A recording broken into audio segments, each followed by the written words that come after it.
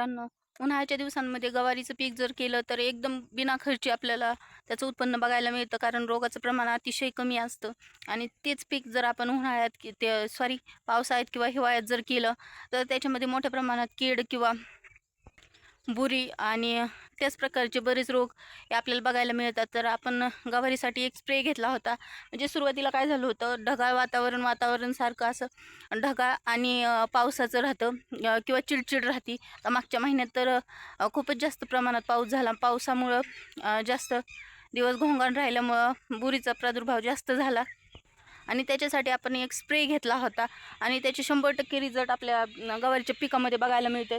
आता तुम्ही बघू शकता, या दिवसामध्ये म्हणजे आता महिना चालू आहे ऑगस्ट महिन्यामध्ये गवारीचे पानं जर अशा प्रकारची राहत असतील तर हे थोडंसं वेगळंच आहे. कारण जर आपण पावसाळ्यामध्ये किंवा हिवाळ्यामध्ये गवारी केली तर 100% काळे पानं त्याची पडतात. म्हणजे सुरुवातीला पांढरी पडतात आणि ती हळूहळू काळी पडतात आणि गळून जातात.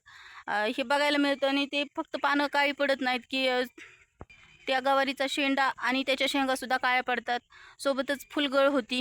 आता ह्या सगळ्या समस्या आपल्याला कशा सोडवायच्या ते आजच्या व्हिडिओमध्ये बघणार आहे. त्यासाठी व्हिडिओ स्किप न करता शेवटपर्यंत बघा. तर त्याच्यासाठी आपण एक स्प्रे घेणार आहे. तर व्हिडिओ कंपनीचं प्रोडक्ट आहे हे, कॉन्टॉप सिस्टमॅटिक फंगीसाईड असं याचं नाव आहे. तुम्हाला मार्केटमध्ये सहजपणे ही बॉटल मिळून जाईल. 250 ml ही पॅकेज आहे. तर ह्याचं प्रमाण किती घ्यायचं, याचं प्रमाण आपण एका 15 लिटरच्या पंपासाठी 35 मिली ह्याप्रमाणे घेऊ शकतो. सोबतच जर वातावरण पावसाचं असेल तर स्टिकर अवश्य वापरा किंवा पावसाचा अंदाज घेऊन स्प्रे करा. स्प्रे शक्यतो सकाळी किंवा म्हणजे दुपारच्या नंतर किंवा सकाळी घ्या, कारण त्याचं रिझल्ट आपल्याला चांगले मिळायला पाहिजेत. कारण कोणतंही कीटकनाशक किंवा बुरशीनाशक आपण जर वापरत असतो तर सकाळच्या किंवा संध्याकाळच्या टाईमला वापरणं जास्त फायद्याचं ठरतं. 2 महिन्याच्या आसपास दिवस झालेले आहेत, म्हणजे 2 महिने होत आलेले आहेत. गवारीची वाढ तुम्ही व्हिडिओमध्ये बघताच आहे. कलर पण बघताय, एकदम नॅचरल कलर आहे, फिल्टर वगैरे अजिबात नाही. तर अशा पद्धतीने शेंगा पण चांगले लागलेले आहेत. आणि याच्या अधिक माहितीसाठी किंवा खताच्या व्यवस्थापनासाठी सुद्धा आपण स्पेशली व्हिडिओ बनवलेला आहे, तो सुद्धा तुम्ही बघू शकता.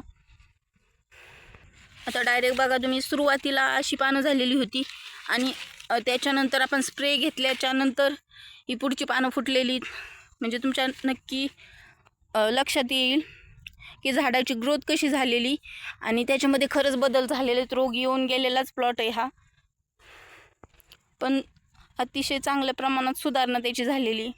स्प्रे केल्यानंतर अवघ्या 2 ते 3 दिवसांमध्ये गवारीमध्ये एवढा मोठा बदल झालेला आहे. म्हणजे स्प्रे करायच्या अगोदर एकदम काळी पडलेली पानं होती. आणि ह्या औषधाचं एक विशेष म्हणजे हे अंतरप्रवाही औषध आहे, त्याच्यामुळं ते जे पानं आपले खराब झाले त्यांना रिकवर करतं आणि नवीन पानांना सुद्धा प्रोटेक्शन करतं. सोबतच ते झाडाच्या पानांवरून आतमध्ये जाऊन आपलं कार्य ॲक्टिव्ह राहून देतं. त्याच्यामुळं हे स्प्रे पुन्हा पुन्हा घ्यायची गरज नाही पडत, कारण आपण एकदा घेतलं तरी त्याची बरेच दिवस सुधारणा ही आपल्या पिकामध्ये होत असते. स्प्रे घेते वेळेस एक गोष्ट लक्षात ठेवायची की झाड पूर्ण धुवून काढायचं. म्हणजे प्रत्येक पानापर्यंत, प्रत्येक कांडीच्या प्रत्येक भागापर्यंत औषध पोहोचलं गेलं पाहिजे. जे आपल्या फुलांच्या कळ्या आहेत तिथपर्यंत सुद्धा औषध पोहोचलं गेलं पाहिजे, जेणेकरून आपल्याला दुसऱ्या स्प्रेची गरज नाही पडली पाहिजे.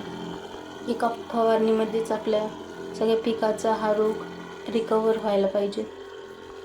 आणि या औषधाचे 100% तसे रिझल्ट पण आहेत. याच्यामुळं चिकटा, मावा, बुरी, तुडतुडे, नाकतुडे, सोबतच पांढरी माशी या सगळ्या कीटकांवरती चांगला प्रभाव होतो आणि झाडाच्या पानांवरचे रोगसुद्धा कमी होतात. त्यामध्ये गवारीचं पीक करत असाल तर हा स्प्रे 100% घेतलाच पाहिजे. त्याच्यामुळं खरंच रिझल्ट खूप चांगले मिळतात. आजच्या व्हिडिओमध्ये इथपर्यंतच थांबूया. भेटूया पुढच्या अशाच एखाद्या नवीन आणि माहितीपूर्ण व्हिडिओमध्ये. तोपर्यंत आपल्या चॅनलवरचे पाठीमागचे व्हिडिओ अवश्य बघा आणि नवीन पहिल्यांदाच आपल्या चॅनलवरती आला असाल तर सबस्क्राईब करा. सोबतच शेजारच्या बेल आयकॉनवरती सुद्धा क्लिक करा, म्हणजे मी बनवलेले प्रत्येक व्हिडिओची नोटिफिकेशन सगळ्यात आधी तुमच्यापर्यंत पोहोचेल. व्हिडिओ शेवटपर्यंत बघितल्याबद्दल धन्यवाद.